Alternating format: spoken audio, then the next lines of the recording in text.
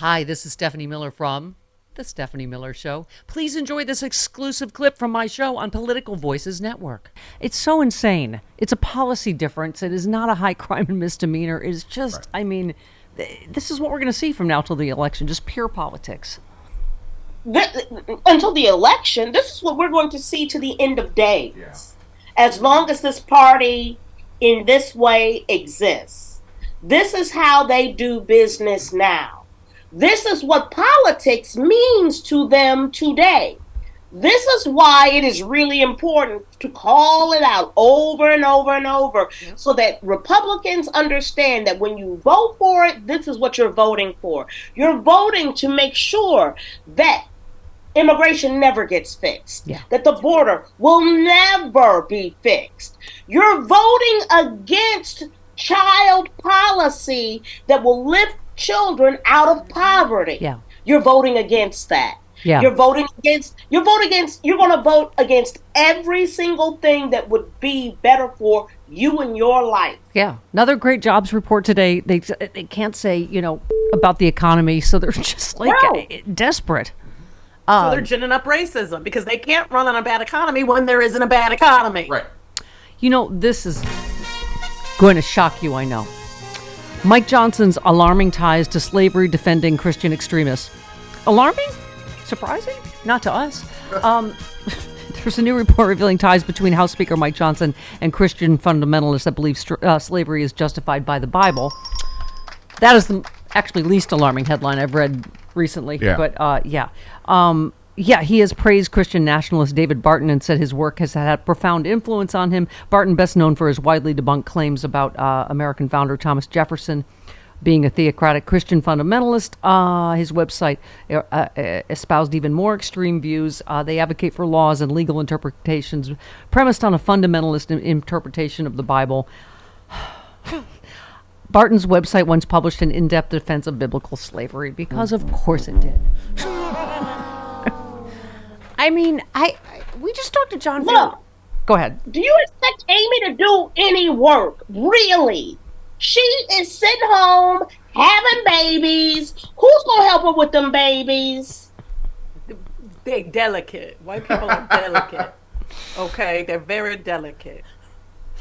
Yes. I don't know because you're basically black, but other white people are delicate. Okay. I don't know why y'all keep asking questions. No, plus slavery was such a good works program. Right. Really, we had 100% employment of black people there. Yeah. In a totally unrelated story, South Carolina moves to expel cross-burning couple from the town as a public nuisance. You would think at the very least, continually burning crosses on your front lawn would be... That's not done every day? That's news? Authorities are trying to expel two people accused of racial terror tactics from their home in Conway, South Carolina, by having them declared a public nuisance. They went after their black neighbors next door, threatened and yelled racial slurs, while one of them posted a Facebook image of their house, writing, with a cross on the lawn, going to give my racist neighbors, she's calling the black people the racists, who don't live here, you've been harassing me for 3 years, give them a good scare for their health. A burning cross was erected near the house the next day. They alleged the two have harassed, assaulted, and threatened their neighbors and people in the public area. How long would black people get away with this? This is for years? This has been going on? This thing. Terrorists. Yeah. These people are terrorizing their neighbors. Those are hate crimes. Why aren't they in jail? This is what I was just going to say. South Carolina, one of the small handful of states to have no hate crime laws on the books. Mm-hmm. Home state of Nikki Haley. Yeah. Right. I mean... States' rights, Stephanie. Yeah, States' rights. States' rights, as you know. Yeah, sure. Lucretia in Milwaukee, you're on with Frangela. Hello, Lucretia. Hi, good morning, everybody. Can you hear me? Yes. Oh, good. I can stop clutching my pearls. Good morning, Frangela. Good morning. So I just want to give my condolences to the Madison family. I mean, my heart goes out to his wife Sherry and their children. I mean, he fought for democracy and took no shizzle from anyone who wanted to sit there and challenge him. So he will be greatly missed. I just want to say, I just love the idiocracy of the people in our beloved country. I mean, I love how Taylor Swift is making these buckets of ass sweat lose their mind and living in their heads rent free, and them saying, "Oh, we have Kid Rock." That is not the flex that you think it is. Yes. Now, I wanted to give my moment, idiocracy, if I can, right quick. Yes. I was called a libtard this week. Oh no. So That's how you know they're Christian. Sadly, I have. Yeah, absolutely. Yeah. And so, sadly, I have friends who support the Crown Prince of Propecia, or AKA the former guy. And one of them posted about on Facebook about UPS having to lay off 12,000 employees, and I'm like, and followed by that's Bidenomics. So I'm like, I don't care who the president, how is that their problem? But of course, that was followed by some dildo replying, saying, "Oh, but 46 is doing his job. How is that working for you libtards?" I'm like, "Ooh, buddy, I'm about to sit there and piss off a snowflake today." So I replied to this douche nozzle with a GIF or GIF, however you say it, of Trump saying, "And everybody educated." And that got that person going. Yep. Talking about, I need to open my eyes. I'm a blind libtard because of prices in grocery store and gases. I'm like, excuse me, sir. I paid $2.49 a gallon a few days ago, so I don't know where you're getting your gas from. But in your libtard comment, you really stuck it to me. But long story short, and he comes, and this was his reply. You guys ready for this? Well, in November 2020, the gas was $2. It's like, you doorknob, no one was going anywhere. Yes. There was no high demand for gas. Because of his COVID So, response. and I'm sorry, whoever the hell you are paying $5 a gallon of gas, which I'm not buying, but I said, that's a you problem, that's not a me problem, and his only reply back to was, sure. So on that note, I'm glad I got to sit there and piss him off, and as far as I'm concerned. Good for you. Good for he you. can kiss. Nice. All right. You know what? It's always a tightrope gap with Lucretia. Well, Chris it is is. very nervous. With the dump button, she's a potty mouth, and we love, and we're like, no, don't. Okay. John Fugelsang told a great story about a caller to Joe Madison. These right-wingers called him the N-word eagle instead of the black eagle. And Joe's like, I'm going to use this as a promo. Angela's like, you always say, you got to come at me with something better than that, Dude, we are over 50 years old and black in America. We have heard the N-word. A lot. Okay, a lot. Okay, that's what as I've said to you before, Stephanie. Could the racisms, could they get a little more inventive? Could they stop being so lazy? Could they come up with some new slurs? Like, we get that you love the one word, but maybe, no, I know it's an oldie and a goodie. I get it, but put some thought into your hate. Francis, you have been talking about Congress not showing up, not working, not doing anything. I love that I feel like we're in the era of consequences. I really do. I feel the era of karma, justice. Maybe I'm being too happy-clappy, but the Oregon Supreme Court said Thursday that 10 Republican state senators who staged a record-long walkout last year to stall bills on abortion, transgender health care, and gun rights cannot run for re-election. It upholds the Secretary of State's decision to disqualify them under a voter-approved measure aimed at stopping such boycotts. It lasted 6 weeks. They didn't show up for work, the longest in state history, paralyzed the legislative session, stalling hundreds of bills. They said, and one of the senators that was disqualified said, "We're deeply disturbed by the chilling impact this decision will have to crush dissent." This isn't dissent Republicans are engaged in. No. It is pure obstruction. Yeah, That's right. It's taking hostages. It's the tyranny of a minority. If you had the majority, then you could vote for what you wanted to. And when you didn't, this is what you chose to do to try to make that happen. That is the tyranny. That is the thing that they're stopping. Yeah. By the way, speaking of justice coming, it's Alan Weiselberg. Bad day. Trump's going to go through some things. Justice is circling the nipple. Yes, it really is. I don't know if it's coming. That's the best. I have to write that down. He's just referring to my personal preferences. Yes. Okay. We know a little. Spanky. Yeah, we know a little. We don't love that. That's that's prime time moves. That's generally approved, I think. I think that's generally approved. Here's my point. So Alan Weisselberg is going to plead guilty to perjury. Tristan Snell and others are saying this could move this to a criminal case if he finally, and obviously it could be holding up this judgment from Judge Engoron.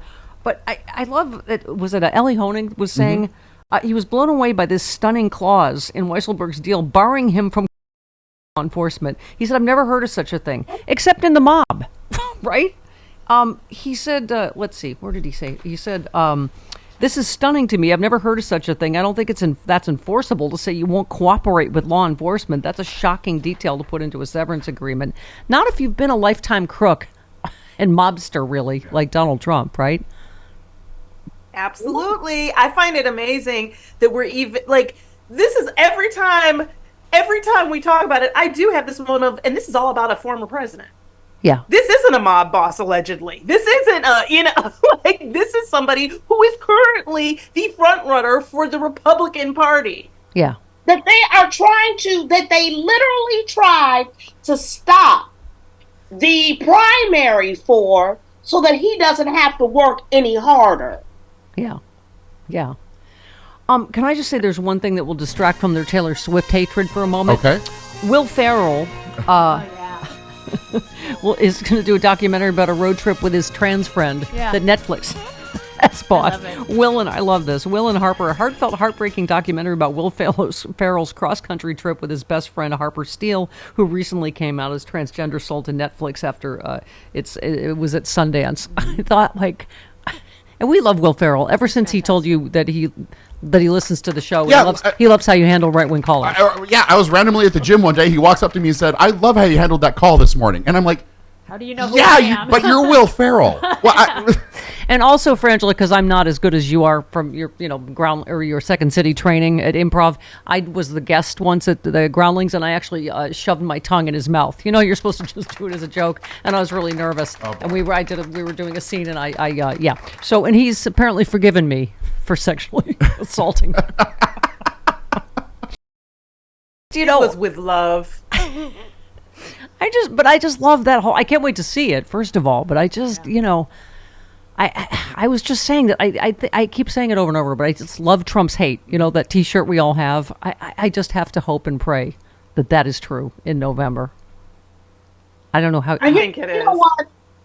This is what I am loving about the world right now, and I think that I love our transgender brothers and sisters so much for making space, telling us to make space for them. Because you can be different in this country. The new immigration is immigrating outwardly and being yourself. Yeah. And that is okay. You get to love how you love. You get to express your gender how you feel on the inside. You get to externalize that. Yeah. And there is space for that. And to me, that is what this country is doing. That is what this country is about.